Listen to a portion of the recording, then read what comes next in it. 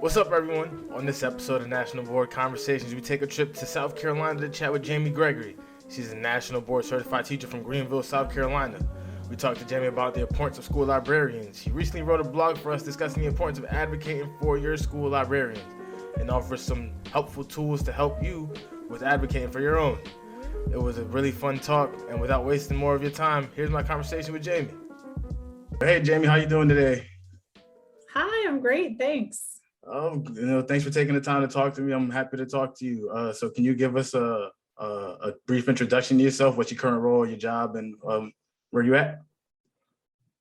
Sure, so I am currently a high school librarian in an independent school in the upstate of South Carolina, in Greenville, South Carolina. My first 8 years in education, I was actually a classroom teacher. I taught English and French, mostly English. And then this is my ninth year as a school librarian. Oh, wow. And it's my second year in the school where I'm at right now. Oh, wow. So that's pretty cool. Speak two languages? You speak any other languages? No, and I really don't lead with the French thing because it's been so long. I feel that. So can you share why you ended up going into becoming a teacher and getting into education? Yes, I'm one of those people who always wanted to be a teacher. I played school since as long as I can remember. When I was teeny tiny, I had a chalkboard. I had a little grade book. I had everything. Oh, so you were just all about it. Yeah, I was all about it from the beginning. So why did you end up pursuing board certification? Well, there's a lot of people in South Carolina who have the certification because at the beginning of the whole process, many years ago in my state, it was a $10,000 stipend on top of your regular salary. And so that's probably why a lot of people in South Carolina at least have pursued it, if not achieved. And yeah, of course, it was the 10-year certification. And at one point, the district where I was would pay for the application fee. Oh, wow. So just throughout my years in public education, I just knew so many people who went through it and achieved. And it was just something that I would kind of think about off and on again, but then I got into thinking about becoming a school librarian. And so I pursued a master's of library and information science, and I knew I couldn't do both. So once I was done with that and had been working as a school librarian, then I just kind of thought, okay, I'm going to do this now. So it was just kind of a matter of just taking the plunge. Nice. So how did going through board certification help with your role as a teacher and a librarian? It's actually, I think, one of the most useful things a school librarian can do to advocate for their role in education, because you're not just saying, oh, I buy books, or oh, I plan book contests and things like that. Like, you're actually showing proof, evidence that you are an instructional partner in a school. So it's a very powerful advocacy tool, I think. Yeah, and the piece you wrote for us on our blog talks about librarians advocating for themselves. Do you have any other suggestions or strategies that librarians could use to advocate for themselves? Well, basically what all of us try to do every single day is collaborate with other teachers. We don't want to just sit in our own little bubble and plan things to do on our own. So we're always trying to work with other people. And I know a lot of us are always trying to tell other people what we've done to collaborate with teachers that's worked, what they like, what helps them. So that's definitely a very big piece of it. Another thing that can work is asking to sit in on meetings with administrators. And if you just offer ideas to them, it's not like they come from a bad place and don't want to work with you. They just truly don't know what you can bring to the table. So offering to sit in on meetings really helps. So that's very helpful. What do you think led to the decline in librarians across the country? I mean, it's been a problem, again, across the country and across the world. What do you think led to the decline of that?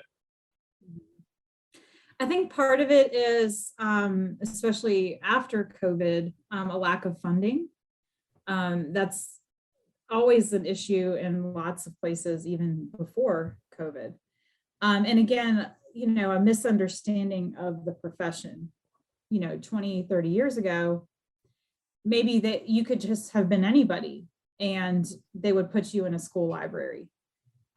So if people have the misconception that, oh, well, we can just have someone sit in that library if all they're doing is checking out books, well, anybody can do that, then that can lead to a lot of, jobs being eliminated, the positions being eliminated.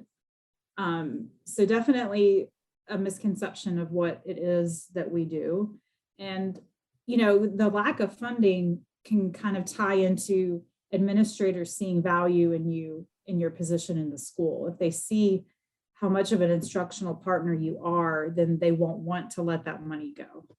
Yeah, and you in your piece, you discussed all the lessons and things or some of the lessons and things you've done together to show your value at your school. You're currently a journalism teacher, something near and dear to my heart as a journalism major in college. Can you talk about the role? Can you talk about the importance of media literacy in today's day and age, especially with all the misinformation going on out there? That's such a loaded question. It's definitely something I think that school librarians have always tried to touch on as we collaborate with teachers and students. But of course, with the rise of technology and social media, it's just become more and more of an immediate need. And I think part of the problem is that people often think media literacy, I think they misunderstand the word media. We just mean information that's not in print format. But people hear media and think news media. And of course, that has been misinterpreted so badly in the past few years, but even before then. So I think part of it is just telling people, no, this is what we mean by media literacy. Just can students interpret images they see or images, film, music, ads, whatever. And so a lot of us try to do a lot of lessons like that. Also, I poll my journalism students, and the results aren't surprising. They get everything from anything that's not print, right?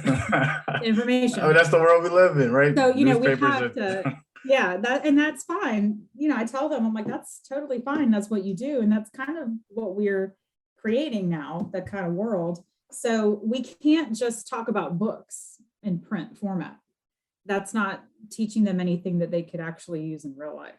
No, so that's like a debate that goes on. Is an audiobook actually reading? What do you think? Is an audiobook reading?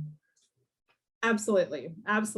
Yes. Because it's definitely involves a little bit of a different skill set, but it's definitely still reading. Yes. Okay. So you're a librarian. We want to get librarian numbers up across the country. Do you have any ideas what we could do to increase those numbers?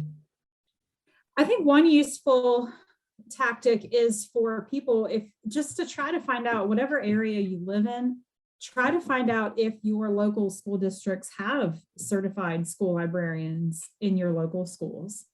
And if they don't, go to school board meetings. I'm hoping to go to a school board meeting next week to talk about book censorship. So go there, talk, and just give some talking points, kind of like the stats I pulled from my blog post, just showing why they're important and why they're needed. That's helpful. Using the local newspapers to write an editorial. Contact your local lawmakers and ask them to sponsor a bill or something like that. Thank you. All right. So on this show, we like to get to know our MBCTs outside of the classroom a little bit. So I'm gonna ask you 3 questions to get to know you a little bit more on the personal side. So here we go. First one is, what restaurant or home recipe recommendations do you have? What restaurant or what? Home recipe that recommendations do you have? Oh, home recipe. Well, my family, we celebrate Christmas, and on Christmas Day, I make a standing rib roast, and I'm pretty sure I would get kicked out of my house if we didn't have that. So definitely, there's so many recipes out there for a standing rib roast. My kids love that. I also, I would eat Greek food every day of my life if I could. So anything Greek. Nice. Greek food. That's interesting. That's not something you hear every day. All right. If you had a lifetime supply of the last thing you bought, What would it be?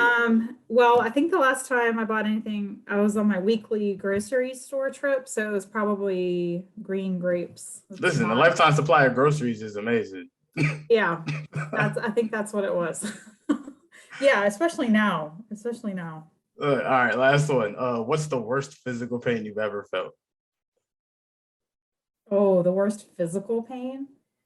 Okay, this is probably cliche, but childbirth. I have two children. I can't relate, but I've heard it's pretty painful. Yeah, they're not, no one's wrong if they say that. Yeah, well, how old are they? Our older son is in college. He's 20, and our other son is an eighth grader. He is 14. Oh, nice. You got middle It's school. been a while, but You I got still middle remember. Well, thank you, Jamie, for taking the time to talk to me. This was a lot of fun. I'm glad we could do it. You're welcome. Sorry about my internet.